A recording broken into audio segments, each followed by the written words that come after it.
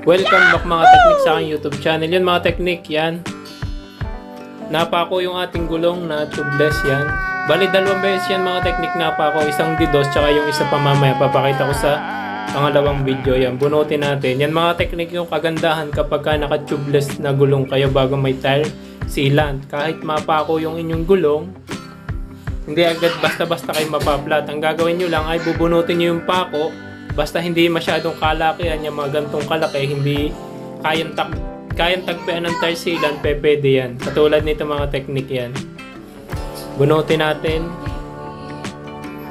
Kasi napako ako dalawang beses, umaga tsaka gabi. Nag-deliver ako ng cellphone, medyo malayo yan. Eh gabi pa naman nun, buti na laang at naka-tubeless tayo at tire sealant. Yan, kaya naiuwi pa natin yung motor. Dito ko na lang napansin sa bahay na napako pala yung gulong ko. Yan, ang haba nito. DDoS siya na kalawang ng pako yan. Lampasan yan doon sa mismong gulong. Ang ginawa ko dyan mga teknik, kapag ka napako kayong ganon, ang gawin nyo lang ay ipunta nyo yung may butas doon sa pinakababa para yung tire sealant matatakloban niya yung butas. Ito naman yung isa pa. Yan. Pangalawang butas ng ating gulong. Ito medyo maliit na to.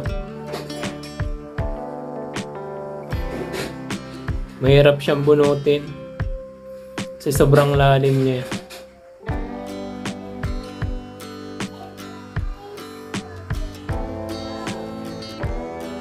Kawad. Ang alam ko kawad to. Kawad naman tong isa. Ay yung yung pinagtanggalan ng rivet yan mga teknik, makita nyo na para siyang nabula kasi yung hangin nalabas dyan. Pero yung tire sealant, sabay paglabas ng hangin papasak dyan sa butas ng gulong yan, kaya parang na-vulcanize na din yung gulong nyo. Yan. Ang gawin nyo lang, yung butas na yan ipunta nyo dun sa baba para yung tire sealant naka-steady dun sa butas, masisil siya. Yan. Ano siya ng rivet, yung pinagtanggalan. Yan mga teknik, okay na okay pa naman yung ating gulong.